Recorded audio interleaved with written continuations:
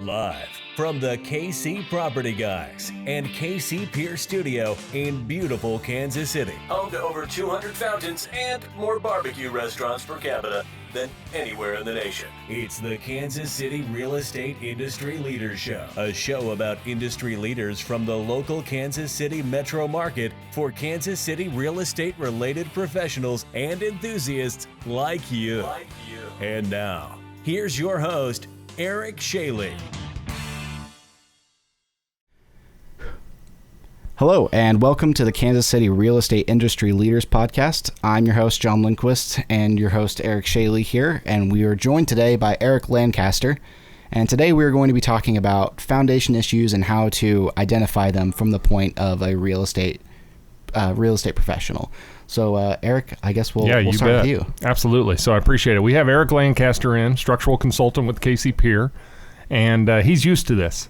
John, for the backstory for you is Erik's used to this because he has the job, and I tag along with him sometimes too, where we actually go out to real estate offices in the winter and speak directly to realtors and educate them on reading foundations. And we talk about this from a KC Property Guy's perspective, that the two biggest things that run people away from houses as buyers and concerns from sellers is foundation and mold.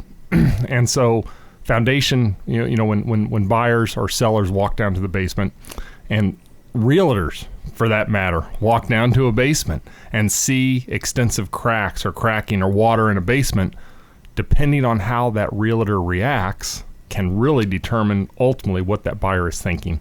And so we talk, Erik specifically, goes to real estate offices around the Kansas City area and speaks to them to try to build an education, professional education and perspective on how to read simple things like cracks in the house and interpret what they're telling them to help build not only professional confidence, but also give their buyer and their seller a lot of confidence. So we're excited to be in the studio today. We have Erik. We captured him for the afternoon, and this episode is specifically for realtors. And we're basically going to interpret, and this is a couple episodes of content that we're going to be talking about, but this is the first one of most likely two specifically, where we're going to be speaking to realtors and give you an idea as a realtor some of the things that we see that we can give you as an education and information to build that professional confidence and bring that buyer's confidence, so you are not, as a realtor, are not necessarily scared of the cracks or the water, and you can pass on information to your buyers. The solutions, they're all resolvable, correct? Absolutely. And so we're going to address that and talk about it from a general level down to the specifics. So you guys, you ready to jump in? Let's do it. Yeah, let's go. All right. So I'm going to pick Erik's brain, and I basically know a lot of these answers, but we want to hear from him because he is definitely in the field much more than I. He's speaking to people every single day. He's working with realtors on a week-to-week basis as well as homeowners. And so let's start from the perspective of what's causing the issue in the first place. Kansas City is an area which has extensive foundation issues throughout. You got rock foundations, block foundations, poured concrete, and slab. All of them potentially have foundation or slab issues, but what's causing that issue in the first place? Yeah, so here in good old mid-Missouri, we have clay. Clay is very expansive and contractive based on how much water or lack of water it has. So from clay, you're going to get, with excessive amounts of water, you're going to get swelling. So you're going to get pressure laterally on foundation walls, and also from the bottom, like hydrostatic pressure, where water is also involved. That's going to be kind of where your slab gets the pressure. Conversely, when we go through a drought or something, the clay actually recedes. So foundations, what are they sitting on? The clay. When the clay recedes, what's the foundation naturally going to tend to do? Sink. So the clay is the root problem. That's why we see all these issues here. Okay, so we have a bunch of clay, a high content of clay in our soils. It's expanding and contracting. The house has to react to Mother Nature one way or the other. Yep. What are we seeing in the house? And realtors can understand this, but let's bring it to the forefront. What types of things are homeowners, realtors seeing in the homes that say, hey, potentially there's a foundation issue? You're seeing cracks. Yeah. Cracks tell the story. You're going to see cracks in areas that are not as strong as a solid wall. In other words, doors and windows. Okay, so you're going to see areas like that. They're going to typically have diagonal cracks coming off of them. You're also going to notice those doors and windows not shutting or operating properly. And then, of course, that's what you're going to see as a realtor or as a homeowner when you're in your house, right? What I see a lot, I'm in the basement, right? So those same cracks you're going to see upstairs are going to also be translated downstairs. So you're going to see, diagonal, vertical, horizontal, several different types of cracks. That's going to be your indicator that you got something going on. Yes, and so those cracks, and you mentioned one point which I'd like to bring to the forefront from a construction perspective for real estate professionals is anytime you have an opening, you basically have a compromise in a wall. Whether it be a window, a door, anything that's open is compromising the structure. So the cracks tend to show up where the wall tends to be compromised. And so you can look for those types of things in the door jambs, around the windows. In the basement, you'll see the little hopper windows, and they tend to kind of show out there. Also, something that we should maybe talk about in terms of when you're looking at a wall, from left to right, let's say it's a 20, 30-foot wall. What's the weakest part of the wall where that crack tends to show up first? Can you speak on that in terms of where cracks begin and how that's reacting to the soil? Yeah, it's going to depend. You brought up earlier you have rock, block, poured concrete, so they're all going to react differently. With block and with stone, a lot of times the weakest part is kind of in the center of that wall. It gets a lot of pressure and it doesn't have a lot of strength up and down or side to side. So you're going to see a lot of bowing happen in the center of those walls. Poured concrete can be all sorts of different ways. Honestly, you can see tons of different types of cracks in poured concrete, but that's what, especially like you brought up, if you're looking straight down a wall, you're going to notice that heaving or that bowing of a wall pretty easily. Yeah, we call it bellying in, bellying out, and it tends to happen in the middle because, we also talk about it like an elbow. If you bend your elbow in front of you, it's strongest right at the elbow. Try to push your elbow into your shoulder. It's hard to do, but then push it from your wrist. And your wrist will give in first, right? And the wall's the same way. The middle will tend to give in first because it doesn't have the corners, or quote-unquote the elbows, to kind of hold it and stabilize it. And so, exactly, you can kind of look from the middle out, generally speaking, from walls to find your issues. Now, jumping back to the cracks, this is where we really jump into a lot of these seminars with realtors. And by the way, if you ever want KC Pier or us to come out and talk to you as a real estate office in one of your Tuesday or Thursday meetings, we're happy to do so. We do them at lunches. We call them lunch and learns. We just do them as a 5-minute introduction. We can do it multiple ways, but we have content of which we help realtors read specifically these types of things. And cracks are always one of them because it's one of the most seen things to the buyer. It's obvious to them. So you mentioned earlier, we got stair-stepping cracks, we got horizontal cracks across a wall, we have diagonal cracks, and large cracks that open up. Some are rather small, but can you talk about, let's maybe break down each of those individually? Yeah, for sure. Yeah, what do you think? You're going to see a lot of different types, right? And so it is important to be able to read them. Something that a lot of people will see is just a vertical crack. And sometimes you and I talk about, hey, cracks are not necessarily good, but not all of them are bad, kind of thing, right? So if you see a vertical crack, that's probably one of the least likely cracks to see any sort of structural damage or issues from. You're likely to see water from a crack like that. When these poured concrete basements are formed, you have where those forms meet up, and that's a natural part. People sometimes even think that's a crack. It's not. It's just where there's a seam of two forms that came together, but that's likely to crack. So vertical cracks, most of the times, see that, you're probably going to be dealing with water.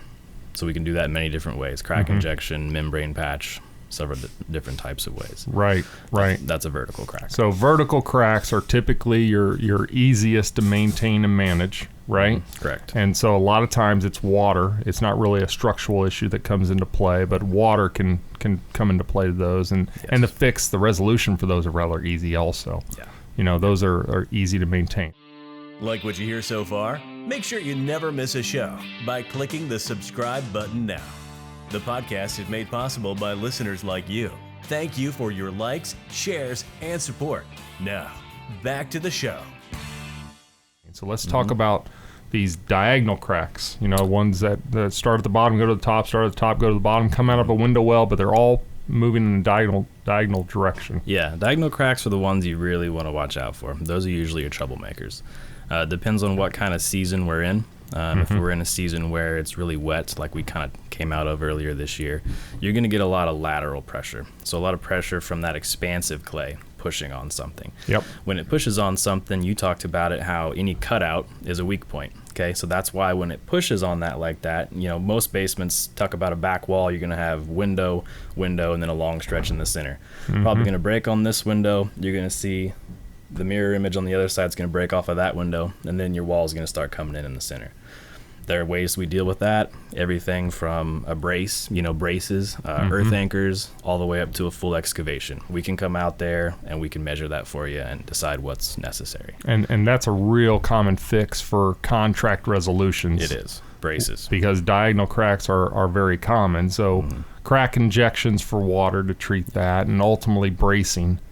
It will help support that crack, that movement of that wall, and so those tend to be your two most common resolution pieces for realtors. Yep. Also, something to mention about the diagonal crack, though, is they're talking to people, and we talk about this with realtors as well. What is a diagonal crack ultimately telling a person?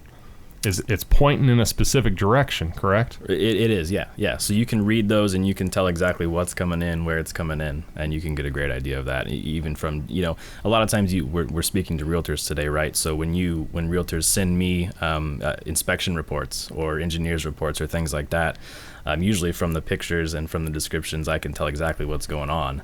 Without even being there. Yeah. So I can usually give you guys a great idea of what we might be looking at, what kind of resolution we can use there. Yeah, which, by the way, for realtors, there is a KC Pier app that you can download on your iPhone or Android, and basically you just take a bunch of pictures, fill it out. It goes direct to Erik, direct to Brian, our other structural consultant, and they'll get back to you within a day to give you an idea of what's going on specifically from the pictures that you send. The cracks are talking to you. They're pointing at the direction and saying, hey, I need help, and they're pointing in that direction. So when you see a crack coming out of a window well or coming out of a door frame, take a look at the direction that it's pointing, because it's pointing towards the issue, which could be a fall or a settle or something to that point that's caused by the clay ultimately, but it's telling you and indicating where that issue is. That's correct. Yeah. Right? That kind of brings us to settlement, which is the other thing that a diagonal crack can be reading. So conversely, if we're not in the wet season and we're in the dry season, or we go through a drought like we did a few years ago, you're going to get the same types of cracks, but instead of lateral pressure, it's going to be up and down. Yes. Right? It's going to be down. Right.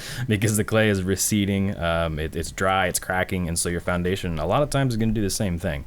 So again, like you said, that's going to kind of point you in the direction that the house is leaning. Right. So it can be very indicative of what's going on. You bet. And the last one that I know, this is kind of the mantra in the real estate world, is that horizontal crack tends to be the one that you just want to run from. I mean, I've heard that verbatim from many realtors. Is, hey, all the cracks you can be handled, but the horizontal one is the one you really got to watch out for. What's the horizontal crack telling a realtor or a buyer or a homeowner when they see it, and ultimately how can that be resolved? It's that belly, right? Yep. It's that pressure. It's that lateral pressure from the clay that we mainly see in the wet season. You're going to see it a lot more in stone and also in block. Block, you can just look across it and you got those straight grout lines, right? Right. So that thing tends to belly out a lot. I mean, we've pushed them back, when we have to excavate them and physically push them back, we've excavated them and pushed them back a foot and a half before. It can be scary, when you look at something like that. So you're mainly going to see it in those. Poured concrete, not so much, but it still happens. So point is, yes, it can look scary. Point is it's fixable. It is fixable. We can help you guys through that. It tends to be a bit more expensive if it's reached a point at which you can't just simply brace it. Correct. And that's why it has kind of the rumor or it has that notion that it's a serious crack, because once it reaches past certain tolerances, you ultimately have to excavate the exterior and then push it back and then brace it. So you have some expense, obviously, for the labor to excavate that outside. But at the end of the day, it's still solvable. Absolutely. Right? And again, it's that clay pressure that's just sitting there. When that clay expands like a sponge and pushes against that wall and it doesn't dry out, that pressure is hydrostatic pressure, just sits on that wall. And eventually, what's going to give? Either the earth behind it or the house in front of it. It's a it's a 100% chance that the wall in front of it's going to give, and that's what we're seeing. Yeah. And that's why we always basically talk to realtors and homeowners about an ounce of prevention is worth a pound of cure. And you hear that mantra of going out and watering your foundation, because those cracks, when they begin to form on the soil side, that foundation is losing its support, and it can ultimately affect that foundation inside. So there's lots of different ways that we can talk to realtors and homeowners by reading those cracks, and that's just one example of more than a few of the different types of seminars and lunch and learns that we can offer, that we're happy to do with real estate offices during their meetings. And so just kind of keep that in mind. And so I think today that's a really good introduction. Let's stop kind of with the cracks. Our next one's going to be more about settling. Specifically focus on the dry season, where these cracks, you mentioned that some of these cracks can be dry season cracks, but a lot of them are indicators of water in the wet season. So I appreciate you coming in, right, and spending the time with us and starting this. If you're a real estate office and again, you want us to come out and talk to you, you're more than happy just to call into the office and go to kcpier.com, fill out a form, and we'll set up a time. Most of those times we do it during the slower season, so it's over our winter time. I mean, we stay busy, but we also cut out time specifically to talk to realtors, because we just do so much work with contracted work, and we have a crew specifically dedicated to contract resolutions, and so we can meet those deadlines and short timelines for realtors, which we're happy to do. It's all part of who we are and who we were made to be in the first place. Yeah, so, absolutely. Again, appreciate you coming in, and John, you want to kind of wrap us up? And I think you did a pretty good job of wrapping us up. Oh, yeah? You kind of hit all the points there. Well, you usually give all your plugs and the social things, so I figured you gotta sign us off officially. If you do want to talk to us, you can comment below if you're on YouTube, or subscribe. We love to hear from you. If you're listening to the podcast, please subscribe, and if you can, give us a rating. Ratings help out a lot as well. And of course, you already mentioned the way that most people will get in contact with us is through our phone number or through our website. So that's pretty much all that I've got to plug. All right. Well, until next time, we'll see you next one. Thank you. Bye-bye. Take care. Thanks for joining us this week on the Kansas City Real Estate Industry Leaders Show. Please support all things local to Kansas City. And hey, be sure to subscribe and share our podcast on Facebook and LinkedIn. This has been a KC Property Guys production. KCPropertyGuys.com.